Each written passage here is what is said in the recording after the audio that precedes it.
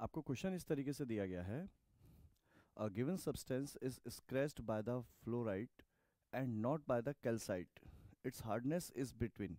ठीक है, ये ऐसा क्वेश्चन है जिसके अंदर ये क्या कि हार्डनेस को हम लोग जब मेज़र कर रहे हैं तो उसको मेज़र करते वक्त वो फ्लोराइड के लिए स्क्रैच हो लेकिन कैल्साइट के साथ ना हो।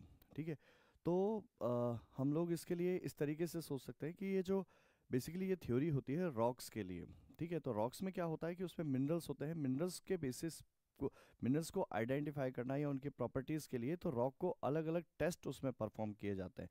तो उनके लिए एक टेस्ट होता है हार्डनेस, जो मो स्केल्स के बेसिस पे जिसमें स्क्रैच करके पता किया जाता है, जिसमें नेल्स के साथ में भी होता है, नाइफ के साथ में भी होता है। तो वो जब स्क्रैच किया जाता है तो उसके बेसिस पे उसकी हार्डनेस को हम लोग पता करते हैं। और जो प्रॉपर्टीज़ हैं जो जिनके साथ हम लोग इनको कह सकते हैं कि पता करना होता है इन सब चीज़ों के बारे में रॉक्स के लिए, तो वो ये है हार्डनेस, स्क्रैचिंग, मोस स्केल। ये आपके आपके ऑब्जेक्टिव में ध्यान रखना होगा इसको आपको।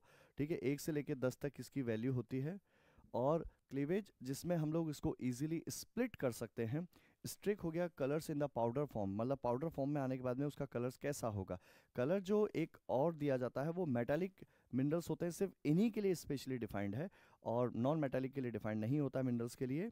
इसके बाद में लस्टर होता है, जो शाइन, जिस तरह के सरफेस है उसके ऊपर जब लाइट आती है तो रिफ्लेक्ट होने के बाद में किस तरह की शाइन वो दिखाई देगा, वो लस्टर होगा। क्रिस्टल होगा जो नेचुरल शेप के बेसिस पे मिलता है। अब इन सारी इंफॉर्मेशन के साथ में जो मो स्केल है 1 से लेकर 10 तक जो दिया गया है वो कुछ इस तरीके से, ये स्केल आपको याद होना चाहिए, जिसमें हाईएस्ट वैल्यू जो दी जाती है वो है डायमंड को 10।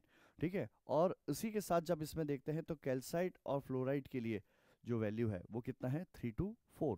तो अगर ये टेबल आपको याद है जिसके क्वेश्चंस ऑलरेडी पूछे जा चुके हैं तो आप वहां से इस क्वेश्चन का आइडेंटिफिकेशन कर सकते हो कि इसका आंसर 3 to 4 होगा।